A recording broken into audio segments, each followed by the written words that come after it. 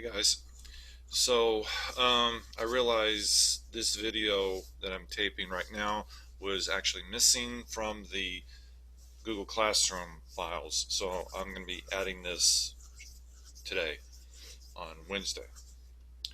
It's a breakdown, a quick summary of the scene that you're using in order to write assignment 3, okay? The thunderstorm scene. So in Google Classroom, there, I've shared it with you. In Google Classroom, under 14 KingLear Day 3, okay, I have the scene as a PDF. I also have the scene as a video. This video, in fact, will show you 3 different interpretations of the same scene. Now, assignment 3 is not a review of the video, okay? Assignment 3, you're comparing Proofrock with KingLear. Okay.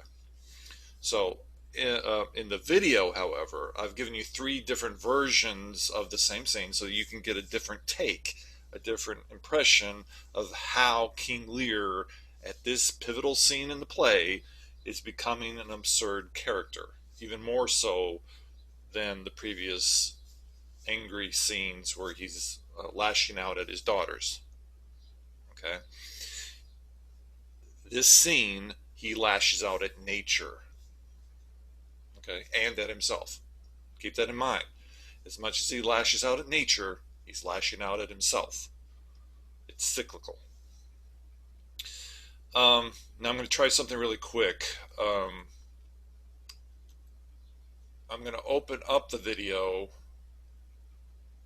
and hopefully this will record as a share. Right. So this is the first moment. Notice you have these headings. Okay, it's giving you a sense of direction that the director is using to produce this scene. Okay, they're thought-provoking questions. This will help you understand the scene better. Okay, so this is James Earl Jones, the voice of Darth Vader. This is when he does his version. Okay. Um, okay, so if we look at the scene itself, okay, I've got the full scene here, and I color coded certain aspects of it for myself. Okay, important details are coded by character, really, is what it comes down to. So, one thing I want to point out, a quick Shakespearean term you need to use is called anachronism. Okay, I'll put the definition in Google Classroom on a separate little file. But anachronism is when the author misplaces an element in time. So, for instance, in Julius Caesar, remember that play? At the very beginning of the play, a clock tower chimes the hour. And of course, ancient Romans did not have clock towers. That's an anachronism. Okay. So, likewise, in King Lear, in this play, there are some anachronisms just in this one scene alone. This is a pagan culture way before Roman occupation of Britain even occurred. So we're talking BCE era. There were no steeples in the BCE era of England. Okay, so the use of the word steeples I put in blue. The down below, he's going to talk about churches. There were no churches in England at this time period. Okay, so there are little things like that that break the time barrier. Okay, it's easier for the audience to relate to something if they use elements of their own time period. They do it in films all the time. Just think of it like in those terms. Okay, so I'm not going to read the whole thing, of course, but I do want to point out With King Lear, these two speeches that are in red are the two major ones of this scene. And he's, again, raging out at a thunderstorm. He's mad at nature. He's compelling nature to be more aggressive. He's demanding nature to listen to him. Um, and basically, what's happened, this is right after he's been kicked out of the household of both daughters and the two elder daughters, and he's furious at the world.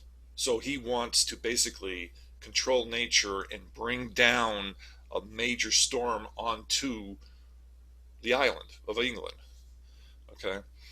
Um, so, in one regard, in a fantasy element that you can put on this play, in a fantasy element, he's creating this monster of a storm, this hurricane of force on England.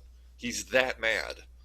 So, as much, and this is where you get like an oxymoron type relationship, he's roaring back at nature, nature's roaring back at him. So he thinks, in a sense, he's creating this storm, which echoes the psychological breakdown that's going on in his head. So, as much as what's happening in the outside environment is echoing what's going on inside his head. And this is one of the reasons I love this place so much. It is leveled, multi-leveled with symbolism. You can play with this and direct it in many hundreds of different ways just based off this one center scene. It's beautifully written. Um, so, if you have trouble reading this, you can always look at No Fear Shakespeare, or you can send me a text and ask me a question. But for the most part, what's in red should be easy for you to understand. He's yelling back at a thunderstorm. Now, the fool. Remember, Prufrock mentions a fool. This is another example of a fool in a Shakespearean play that plays a major part. Okay? Although in the love song of Geoffrey Prufrock, when Prufrock mentions the fool, he's referring mainly to Hamlet. He's also referring to this fool. This fool is a very wise man. He's a wise man in disguise, and I use this term, for lack of a better word, as an idiot, as a mentally deranged person, okay, as a fool. Um, so there are two times of major interest where the fool, the jester, points out there's a wise man and a fool in this thunderstorm. I highlighted the first one. The clever part of this speech is you don't know if the fool is referring to himself as the wise man or as the fool. Is Lear the wise man or is he the fool? That's the beauty of this arrangement. In this scene, both the fool and Kent are trying to console Lear, trying to calm him down, trying to get him out of the storm. Lear is fighting to stay in the storm, to create more aggression, more anger, more fear. Okay? He wants to prove his worth. That's what it comes down to. His daughters have taken away his worth. They're trying to make him less a king. Now, when you look at the fool's speeches, they're confusing, especially to a modern reader, and they might not make sense. Don't worry about that.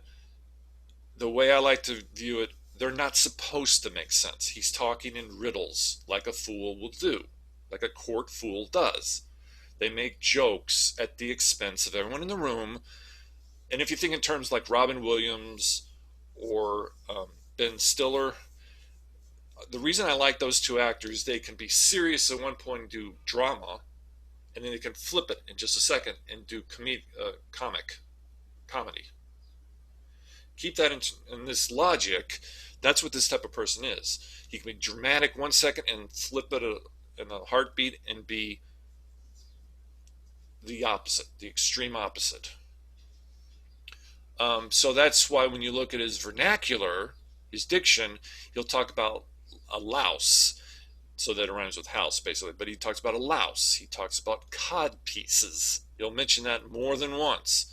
And that's a bawdy reference that the English would have loved to laugh at. The English love bawdy humor. That's Bawdy, bawdy. Okay. And it falls into inappropriate jesting. Okay. A codpiece is a um, costume design that houses the male anatomy. So that's why you have the codpiece that will house, and then it goes into the other parts of the joke. Okay. If you get it, you get it. If you don't get it, you're fine, because the fool is using a really fragmented sense of reality. Okay. Um, the final scene for the fool is this scene, the thunderstorm. He disappears from the play. It's a great mystery of Shakespeare. Why did he choose to have the fool exit and never come back? But nonetheless, if you see this material here, this is his last speech. It's beautiful. He's the only one on stage. The fool gets his own soliloquy. If I wanted to torture you, I would say compare this with Prufrock, but I didn't. If you want to use elements of this in comparison with Prufrock, go for it. It'd be a wonderful paper. You could get a 15-page paper. But this is the fool talking for the last time, and he's at a moment of pure sanity. He's sane at this point. There's no major riddles going on. He's just predicting an apocalyptic arrangement in England, and he's predicting that Merlin in the future shall make this same prediction. I love that connection. So remember, King Lear is before King Arthur. King Lear has conquered England. He was successful, but then because of his dysfunctional family, the whole structure of England collapses. You got an apocalypse. Okay? This society that Lear is a part of will no longer exist. It's building the prehistory that will lead up to Arthur, who will successfully combine England under one utopian concept that is brief, but a utopian concept. King Lear is not a utopian concept. He's a dystopia. Okay, so keep that in mind. If you're ever doing a comparison between King Lear and Arthur, they're two ends of a spectrum. Okay. So there's a third character here, Kent, who's in disguise throughout the whole section.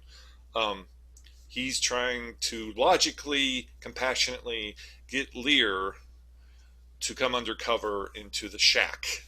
He's going to call it a hovel, a beggar's hovel. Okay, he's in a homeless community, basically, what it comes down to. So that's what Kent is doing this whole time, trying to be compassionate, trying to motivate Lear with soothing logic. Okay. Finally, the last thing I'll point out, Lear himself knows something's wrong. Lear knows he's going crazy. Okay. So what I've highlighted here, my wits begin to turn. He knows his grasp of logic is failing him. Okay.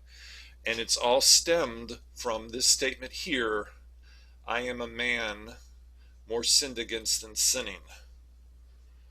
So it's all self-centered. His ego has been bruised. The world is sinning against him. He has more sin. His daughters, basically, are failing him more so than he has failed society. Okay. But in the one aspect, do realize he is saying he has made mistakes. He knows he's made mistakes. But it's the cause and effect relationship that is troubling him. it's a, the effects against his own sinning is 3 times, 10 times more dramatic than his actions itself in his self-centered viewpoint. Writing a proof rock comparison paper. Remember that. Okay. So you've got I am a man more sinned against than sinning, and that leads you into my wits begin to turn. And as a result of that line, Lear will talk to the fool and talk to Kent, and he's actually on the same level as his 2 subjects. He's no longer talking to them as a king up here and the subjects down here. They're on equal plane. They're both in dire circumstances of this storm. And he's vented it all out. He's becoming a weak old man. Slowly but surely, he'll end up a weak old man. Okay? So that's that scene. If you have any questions, let me know. And stay safe. We're getting through this. And talk to y'all later.